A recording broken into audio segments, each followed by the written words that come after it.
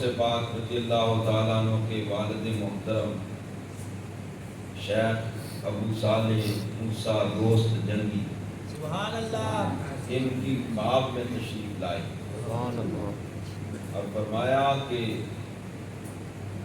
اللہ پاک نے تجھے ایسے بیٹے سے نوازا ہے، اس کی اتنی بڑی شان اور مرتبہ اور مقام ہے کہ جس طرح انبیاء کے اندر اللہ پاک نے میرا مقام سب سے اونچا رکھا ہے، حضور امام الانبیاء ہے، ایسے ولیوں کے اندر اللہ پاک نے تیرے بیٹے کو ولیوں کا امام بنایا۔ سبحان اللہ یہ سرکار نے خود بشارت کی ہے آپ کی پیدائش پر ان کے ابا جی، اور پھر آپ مادر ذات بنی، آپ اپنی امی جی کے پیٹ میں تھے تو آپ کے دودھ کی برکت سے آپ کی والدہ محترمہ نے کئی مرتبہ تجلیات الہیہ کا مشاہدہ کیا۔ سبحان اللہ رمضان کا مہینہ آیا، آپ چھوٹے بچے ہیں، آپ نے دن بھر امی جی کا دودھ نہیں پیا۔ ایک مرتبہ چاند کے بارے میں اختلاف پیدا ہو گیا کہ یہ روزہ ہے یا نہیں ہے، تو لوگوں نے کہا کہ اس جیلانی جو سید ہیں ان کے ہاں ایک بچہ پیدا ہوا ہے، اس کے بارے میں مشہور ہے کہ وہ رمضان کے روزے آئے تو رمضان کے دنوں میں ماں کا دودھ نہیں پیتا، چلو وہاں چلتے ہیں، وہاں جا کر خبر لگاتے ہیں کہ آج اگر اس نے دودھ پیا ہے تو پھر روزہ نہیں، اگر دودھ نہیں پیا تو پھر روزہ ہے۔ اور آپ کی امی جان فرماتی ہیں کہ آپ نے اس دن سحری سے لے کر یعنی دن پورے میں دودھ میرا نہیں پیا تھا۔ جب وہ لوگ اکٹھے ہو کر آئے تو انہوں نے پوچھا تو آپ کے امی جان نے بتایا کہ آج میرے بچے نے دودھ نہیں پیا، اور پھر دور دراز کے علاقوں سے بھی خبریں آ گئی علماء کے پاس کہ واقعی رات کو چاند نظر آ گیا تھا، آج رمضان المبارک کا روزہ ہے، اور اسی سے ہی لوگوں نے یہ بھی جان لیا کہ آپ پیدائشی ولی ہیں۔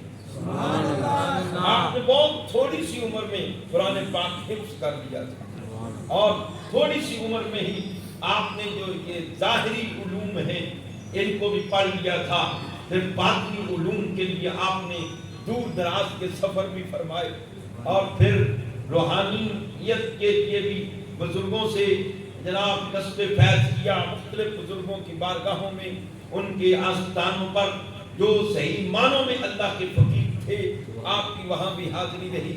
پھر اللہ پاک نے آپ کو وہ عروج اور کمال بخشا، ایک تو ادھر سے اللہ پاک نے آپ کو مادر ذات ولی بنایا، پھر علم لدنی بھی عطا فرمایا، بیان نہیں کرتے تھے، سرکار نے تشریف لائی خواب کے اندر اور آپ نے اپنا لعاب دہن آپ کے منہ میں ڈالا، مولا کائنات آئے انہوں نے بھی لعاب دہن ڈالا، سرکار نے 7 مرتبہ لعاب دہن ڈالا، انہوں نے ادب کے پیش نظر 6 مرتبہ لعاب دہن ڈال دیا۔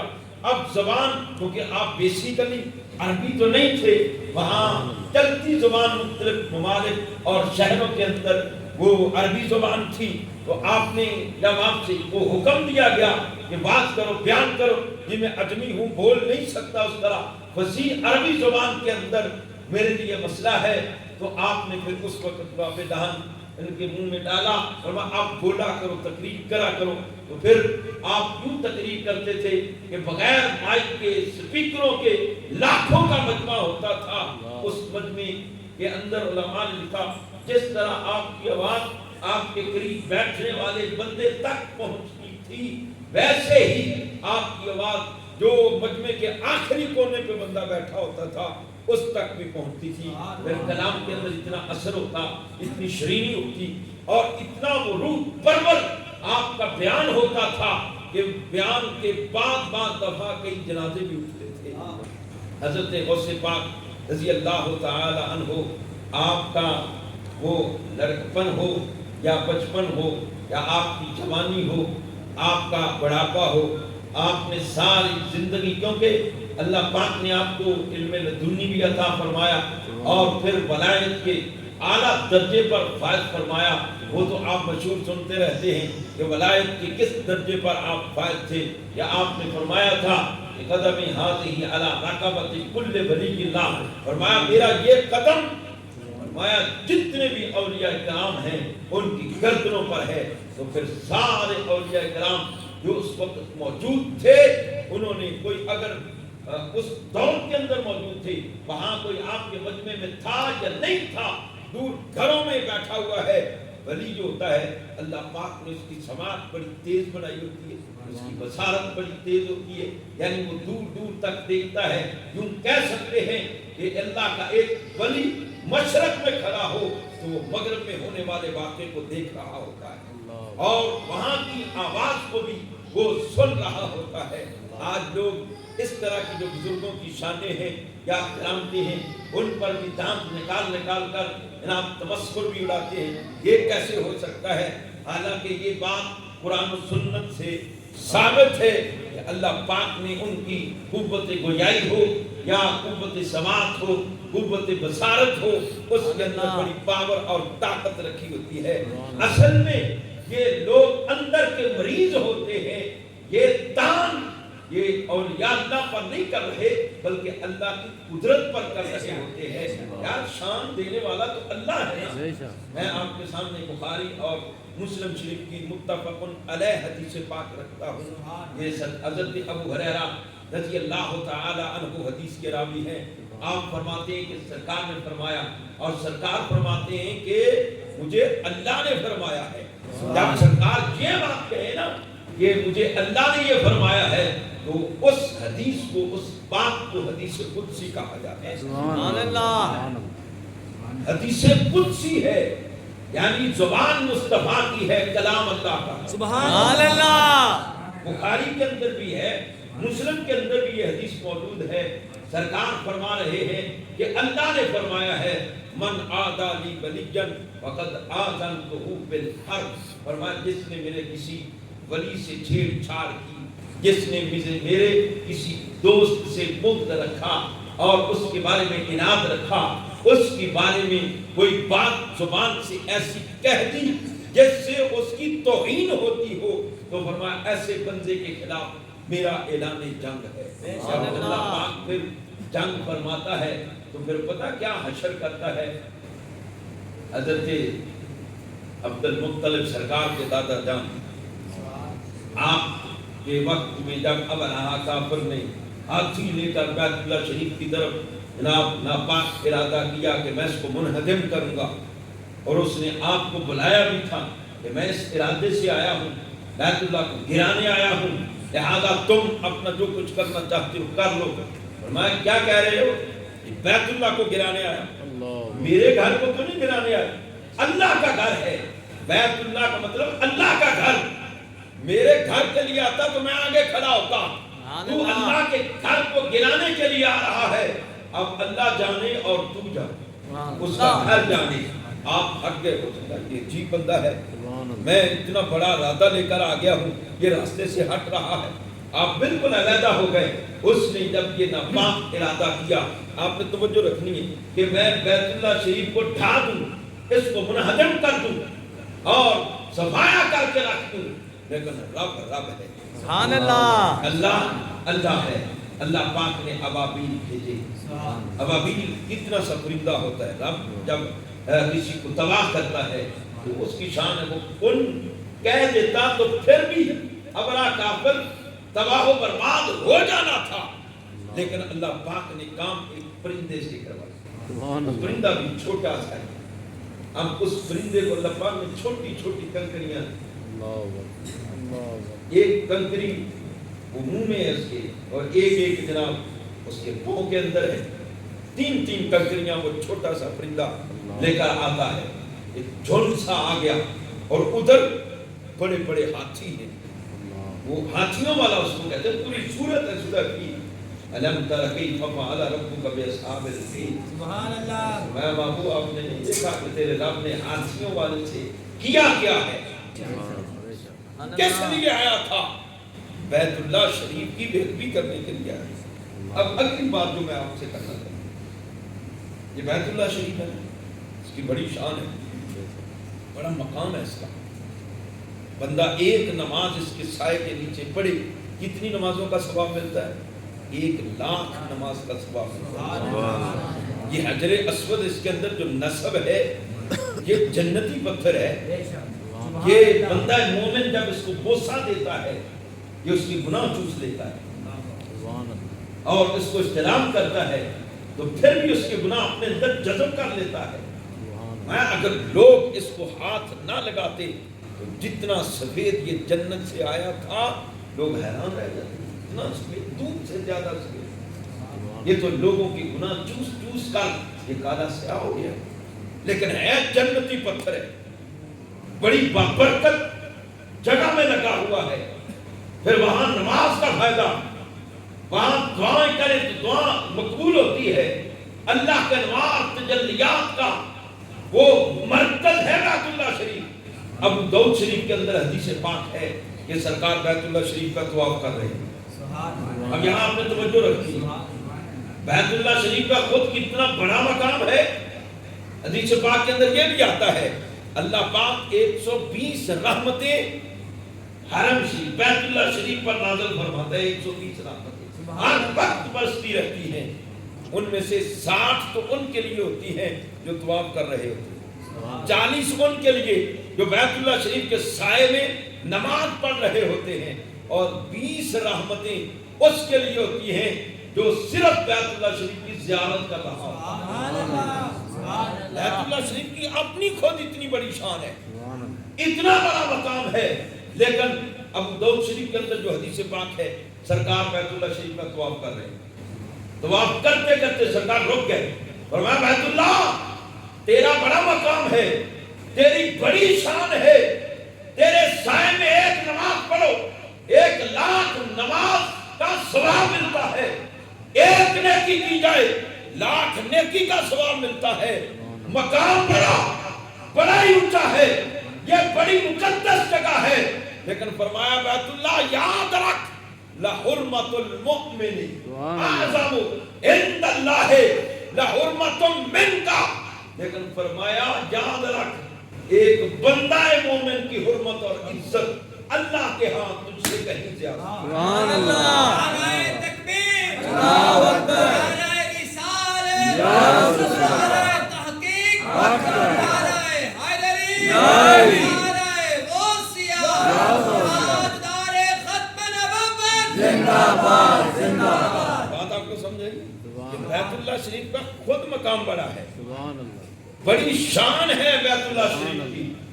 لیکن ایک بندہ مومن کی شان اور اس کی حرمت بیت اللہ سے بھی زیادہ ہے. توجہ ہے، بندہ مومن کی حرمت بیت اللہ شریف سے بھی زیادہ ہے. اب اگلی بات سنو، ایک بندے نے بیت اللہ شریف کی طرف منہ کر کے تھوکا اور وہ کسی مسجد کا امام تھا. سرکار نے دیکھ لیا، آپ نے بعد میں قوم سے کہا آج کے بعد یہ بندہ تمہیں امامت نہ کروائے، یہ بندہ تمہیں نماز نہ پڑھائے. یہ کیوں؟ فرمایا نے بیت اللہ شریف کی طرف منہ کر کے تھوکا ہے، بیت اللہ شریف کی بے ادبی کی ہے، لہذا اس بے ادب کو معزول کر دو امامت، یہ آج کے بعد تمہیں امامت نہ کروائے. اور راوی یہ بھی کہتا ہے کہ شاید آپ نے یہ بھی فرمایا کہ اس نے بیت اللہ شریف کی طرف منہ کر کے تھوک کر اللہ رسول کو تکلیف پہنچائی ہے. بیت اللہ شریف کی طرف منہ کر کے جو تھوکے وہ اللہ رسول کو تکلیف پہنچا رہا ہے. تو مومن صالح متقی پرہیزگار اولیاء کرام غوث کتب کا مقام بیت اللہ شریف سے بھی زیادہ ہے. تو جو بزرگوں کو کہے بابے تو کوئی شے نہیں، وہ امام ہو سکتا ہے؟ نہیں، بولو نا یار، وہ امام ہے، وہ بیت اللہ کی بھی ادبی کرنے والا امامت کے قابل ہے نہیں. تو جو بیت اللہ سے بھی افضل اعلیٰ عرفاں حرمت والی ہستیاں ہیں ان کا جو بے ادب ہو وہ امام ہو سکتا نہیں. نہیں ہو سکتا. وہ پیشوا ہو سکتا ہے، وہ لیڈر ہو سکتا ہے، وہ رہنما ہو سکتا ہے، وہ مبلغ ہو سکتا ہے، وہ واعظ نہیں ہو سکتا، وہ شیطان کا چیلا ہے جو اولیاء کرام کو پہنچتا ہے۔ اور ایسے بندوں کے بارے میں سرکار نے فرمایا، اللہ فرماتا ہے جس بندے نے میرے کسی ولی سے عداوت کی، بغض رکھا، اس کو تان کیا، فرمایا میرا اس کے خلاف اعلان جنگ ہے۔ اللہ جس کے ساتھ جنگ کرتا ہے اور اللہ پاک کو جو چینل کرتا ہے، پھر اللہ پاک حشر اسی طرح کرتا ہے جس طرح اس نے ہاتھیوں والے۔ یہ سب سے بڑی دولت ہے ایک بندہ مومن کے پاس۔ دیکھیں کوئی بھی گھاٹا ہے، نقصان ہے، وہ پورا ہو سکتا ہے، لیکن ایمان جو ہے یہ بازاروں میں بکتا تو نہیں ہے، یہ تو اللہ کی عطا ہے۔ اللہ جس کو ہدایت دے اور ایمان عطا فرمائے۔ ایمان بہت بڑی دولت ہے، بہت بڑا خزانہ ایک بندہ مومن کے لیے۔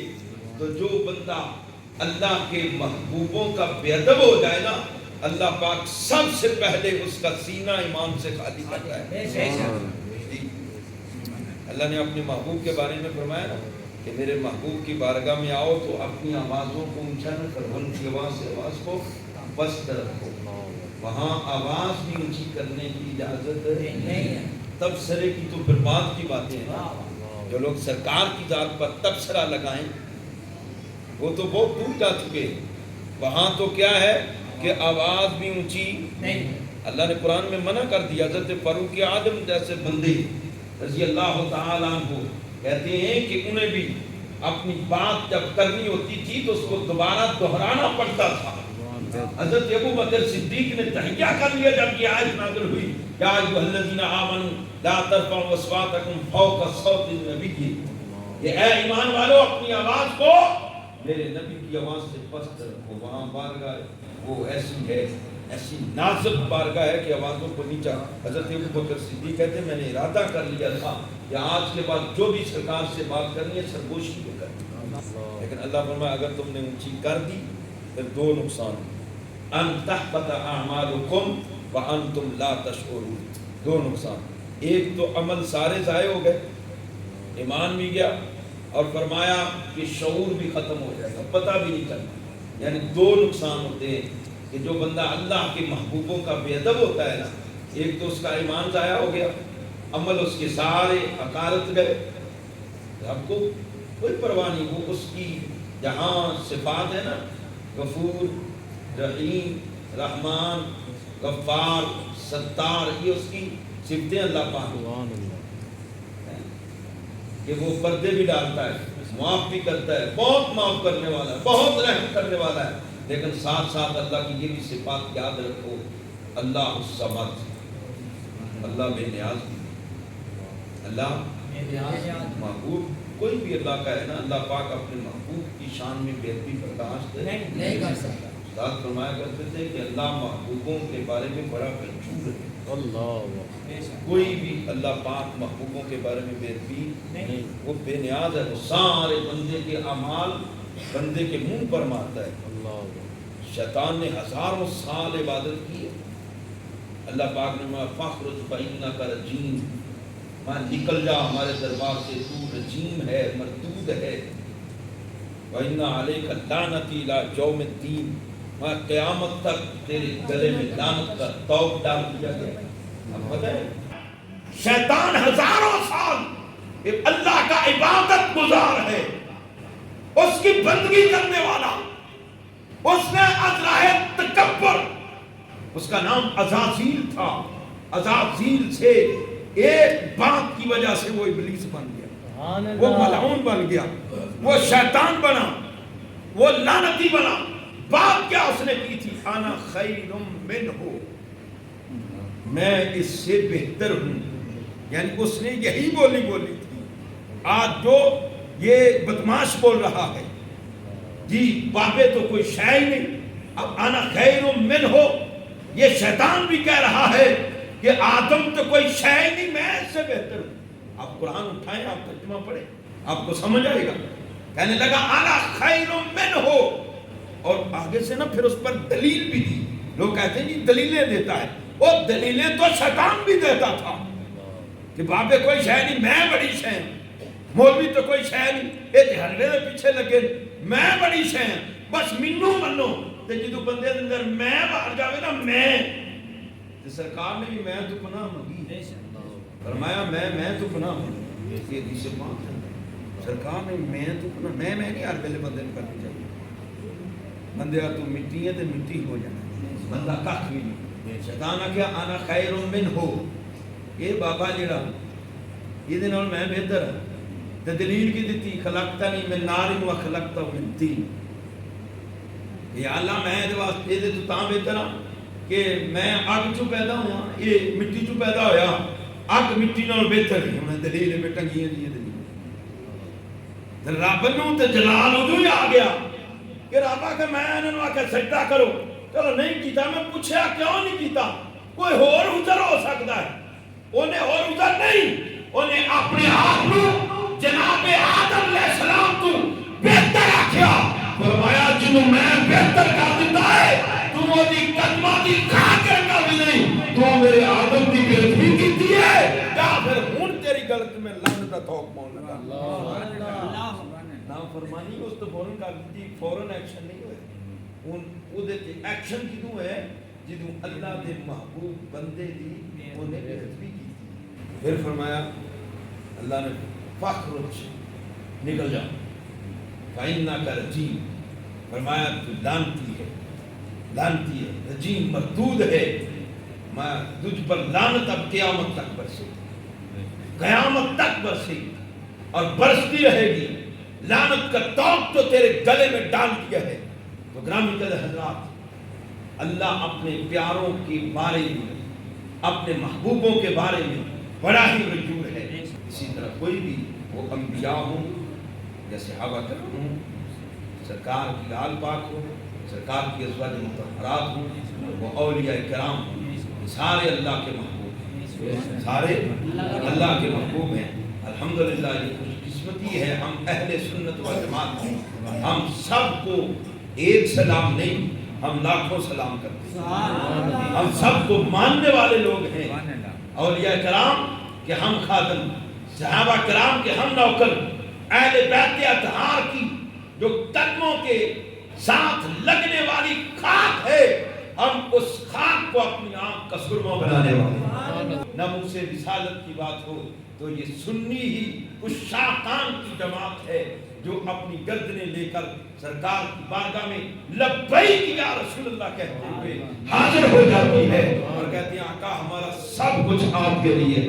لبیک لبیک لبیک یا رسول اللہ لبیک لبیک لبیک یا رسول اللہ لبیک لبیک لبیک یا رسول اللہ لبیک لبیک لبیک یا تاجدار ختم نبوت زندہ باد زندہ باد آج بھی میرے بابا جی دی کیا بات کیا بات گرامی قدر حضرات پھر واپس آؤ کہ اللہ پاک نے اعلان کر دیا حضور فرماتے ہیں حدیث قدسی ہے فرمایا من عادى لی ولیًا فقد آذنتہ بالحرب فرمایا جس نے میرے کسی ولی سے عداوت رکھی میرا اس کے خلاف اعلان جنگ ہے اب اللہ پاک کے جنگ کرنے کی مختلف صورتیں ہیں اللہ پاک بعضوں کو تو ویسے ہی نیست و نابود کر دیتا ہے اور جو اس کے زیادہ مبغوض ہوتے ہیں نا جو زیادہ بک بک کرتا ہے اللہ پاک اس کے سینے سے ایمان کو نکال دیتا ہے کیونکہ ایمان والا بندہ کبھی بھی یار اپنے بڑے بھائی کا بھی احترام کرنا چاہیے شریعت تو یہ کہتی ہے سرکار نے فرمایا من لم یحقر کبیرنا ومن لم یرحم صغیرنا فلیس منا فرمایا جو ہمارے جو بڑے ہیں ان کا احترام نہیں کرتا چھوٹوں سے شفقت نہیں کرتا فرمایا اس کا ہمارے ساتھ کوئی تعلق نہیں ایک بڑا بھائی ہے مسلمان بھائی ہے شریعت تو کہتی اس کا بھی احترام کرو اور جو اللہ کا محبوب بندہ ہو بارگاہ الہی میں مقبول ہو لوگ سارے اس کا احترام کرتے ہوں جن کے راتیں سجدہ قیام میں گزرتی ہوں تو جو بندہ ان کو پھونکے گا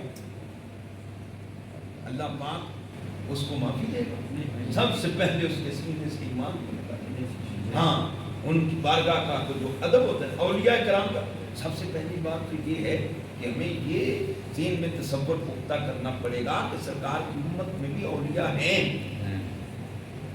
یہ اولیاء کا منکر، ان کی کرامات کا منکر. حالانکہ اولیاء کا ولایت کا تصور قرآن میں بھی ہے، کرامت کا تصور بھی قرآن کے اندر موجود ہے. اصحاب کہف کون تھے؟ اولیاء کرام ہی تو تھے. حضرت آصف بن برقیہ سلیمان علیہ السلام کا امتی، اس کی اتنی بڑی کرامت ہے. ابلیس کا تخت جو تھا سلیمان علیہ السلام کے سامنے، آنکھ جھپکنے کی سے بھی پہلے انہوں نے لا کر رکھ دیا تھا. مطلب کرامت بھی حق ہے، اولیاء کرام بھی برحق ہے. اولیاء کا جو بے ادب ہوتا ہے اور تو اس کو جو سزائیں ملنی ہے وہ ملنی ہے، اس کے سینے سے ایمان بھی نکل جائے. اور دوسری ایک اور بات میں اس کے جناب تقابل میں کرتا ہوں کہ جو اولیاء کرام کا ادب کرے، جو اولیاء کا ادب کرے، انسان تو انسان رہے گا نا، کتا بھی اگر اولیاء کا ادب کرے اللہ پاک اس کو بھی شان عطا فرماتا ہے. یہ اصحاب کہف کا واقعہ آپ پڑھیں. وہ غار والے جو لوگ تھے ان کے ساتھ ایک کتا بھی تھا جو بستی سے ہی ان کے ساتھ چلا تھا. جب ان کو دقیانوس بادشاہ نے اپنی سلطنت سے نکالا کہ تم نکل جاؤ واپس سارے یہاں سے، تو بابوں نے کہا کہ ہم چلو یہاں نہیں تو کسی اور جگہ پر جا کر اللہ کو یاد کرنا ہے، وہاں اللہ کو یاد کر لیتے ہیں. یہ رات کا وقت ہے، نکلے نا تو کہتے ہیں ان کے پیچھے کتا بھی وہ پیچھے پیچھے چلنا شروع کر دیا. اس نے لوگوں نے دیکھا کہ کتا آ رہا ہے تو پریشان ہوئے کہ یہ بھونکے گا، شور مچائے گا، مسئلہ بن جائے گا ہمارے لیے. تو انہوں نے کہتے ہیں کہ اس کو دھتکارا، پیچھے ہٹانے کی کوشش کی، لیکن وہ کتا پیچھے نہیں ہٹا. اب میں یہ بات کر رہا ہوں کہ قرآن کی بات ہے، یہ کوئی گھوسلہ نہیں ہے، یہ کہانی نہیں ہے، کوئی حقائق نہیں ہے. وہ جب انہوں نے ہٹانے کی کوشش کی نا، وہ نہیں پیچھے ہٹا، مجبور ہو کر نا. امام رازی نے یہاں پر بات لکھی ہے، کتے نے آسمان کی طرف نگاہ کی، اللہ پاک نے اس کو قوت گویائی عطا کی. وہ کتا بول اٹھا، اس نے کہا کیا؟ وہ میں کلمات کو جملے آپ کو سنانا چاہتا ہوں. امام فخر الدین رازی رحمۃ اللہ علیہ نے یہ بات کی. وہ کتا کہنے لگا، اے اللہ کے بندو، ما تريدون منی لا تخشوا جانبی، تمہیں مجھ سے کیا مطلب ہے؟ تمہیں یہ خطرہ ہے کہ میں تم پر بھونکوں گا؟ توجہ رکھنا ذرا، تمہیں خطرہ ہے کہ میں بھونکوں گا، اور وہ بھی تمہیں جو اللہ کے محبوب بندے ہو.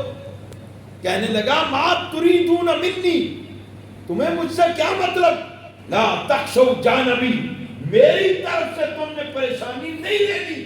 میں وہ کتا نہیں ہوں جو اللہ والوں کو بھونکوں. انا احب احبا اللہ ہے، میں تو وہ کتا ہوں جو اللہ کے محبوب بندوں سے پیار کرتا ہے.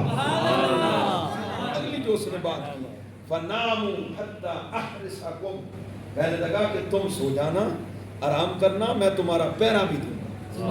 اب یہ جو اس کی ادا تھی نا، اس نے کہا کہ میں اللہ کے محبوبوں سے پیار کرتا ہوں اور تم سو جانا، میں تمہارا پہرا بھی دوں گا.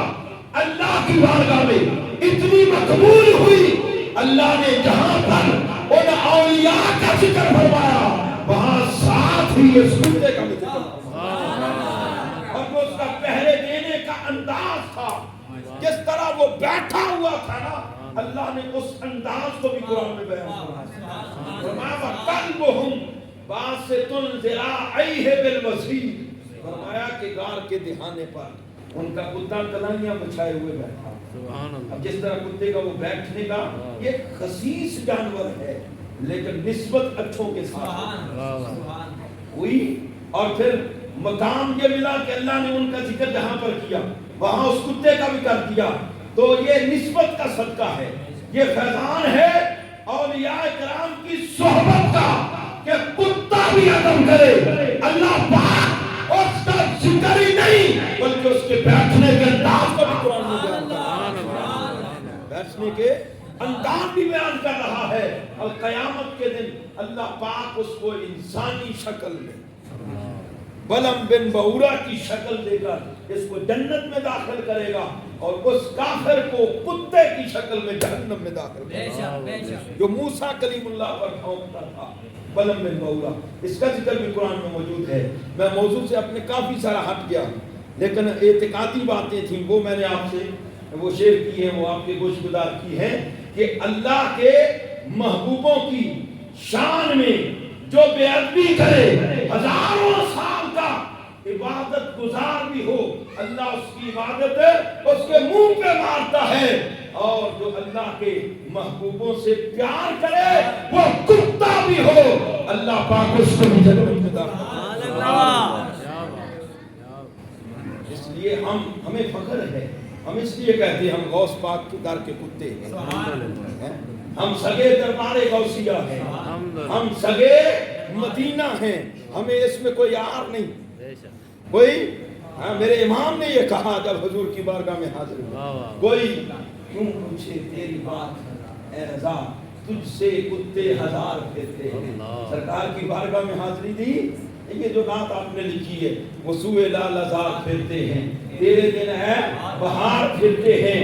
جب وہ آپ وہ کہتے ہیں نا وہ کہانی یا وہ کیفیت نہیں بنی، وہ دیدار والی کہہ رہی کہ سرکار کی بارگاہ میں وہ کس حد تک جانا چاہتے ہیں، وہ کیفیات اور وہ نظارے جب نہیں مل رہے تھے نا تو جھوم کر سرکار کی بارگاہ میں یہ نعت لکھی، اس کا آخری یہ شعر کہا کہ کوئی تجھ سے کیا پوچھے تیری بات اے رضا، تجھ سے کتے ہزار۔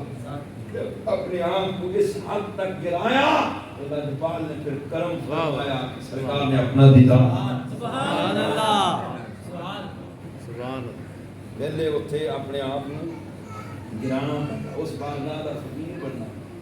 جدو فقیر بن جائے نا تو پھر بندہ آندا ہے جب روح میرے پیرا آنگی سے نکلے تو روزے سے آواز آئی او میرا فقیر آیا۔ علامہ اقبال سرکار کی بارگاہ نہیں آتے ہوئے، وہ ساری عمر ہی آندا رہا، وہ تو داری بڑا بڑا ہے، اس در میں جڑا راہ جاتا ہے، اس راہ میں جڑی خاک اڑتی ہے، میں تو اس خاک دا فقیر ہوں، اس خاک دا فقیر ہوں۔ جب بندہ اس حد تک چلا جاوے نا پھر اللہ پاک کمال بھی دیتا ہے کہ ممبراں تے بیٹھ کے علامہ اقبال نوں اسی یاد کرنے ہیں تے خوش تے ہوندی ہے تے اج بھی سرکار دا فیضان جاری ہے اور یا دا فیضان بھی جاری و ساری ہے کہ اساں انہاں دراں دے کتے ہیں، سانوں ناز ہے، سانوں فخر ہے کہ یہ بھی کہنا نصیب ہو جائے تسی شیر مان جاؤ جو بندی مان جاؤ، لیکن بے ادبی کر کے تو بندہ کچھ بھی نہ ہو سکتا۔ جدو اس در کا بندہ فقیر بن جائے تو اپنے آپ کو اتنا عاجز کر لوے تو پھر اللہ پاک بھی انہاں بزرگاں دے صدقے کمال دے ہی وہ تے فضان دی کمی کوئی نہیں۔ میں خیال کرن لگا ہن تساں دھیان نال سنی آخری گل سرکار غوث پاک دے بارے۔ ایک علامہ صاحب ہوئے نے، بڑے بڑے علامہ صاحب برے صغیر دی تاریخ میں سائیں جی، وہ واحد بندہ ہے جنہوں سونے چ تولیا گیا جی، مولانا عبدالحکیم سیالکوٹی رحمت اللہ علیہ۔ ایک بندہ برے صغیر دی تاریخ سے ایسا ہے عالم دین ہے قدر عالم ہے، ایسے لوگ سائیں جی معاف نہیں کرتے۔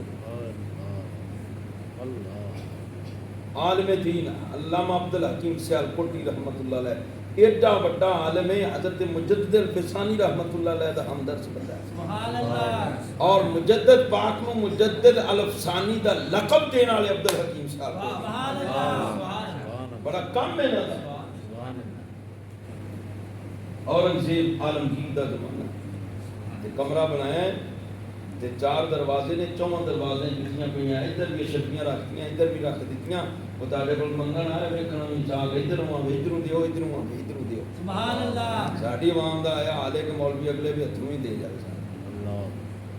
کدے بھی نسلی بندہ اپنے امام یا خطیب کے بارے گل نہیں کرتا، نسلی بندہ نہیں، نسلی بندہ ہمیشہ اپنے تو بڑے نوں اپنے تو علم والے نوں وہ نہیں عزت ہی دے، نسلی بندے دی علامت بعد نسلہ بندہ ہے جڑا سرکار دے جڑے وارث نے علماء انہاں دے بارے میں گل کرے۔ بہرحال مولانا عبدالحکیم سیالکوٹی رحمت اللہ علیہ ایک وہ واحد بندہ ہے برے صغیر دے اندر جنہاں دے علم دی وجہ نال، حضرت یہ بھی گل ہے نا، علم دی وجہ نال، اور کوئی وجہ نال نہیں، علم دی وجہ نال اورنگزیب عالمگیر نے سونے وچ کھولیا۔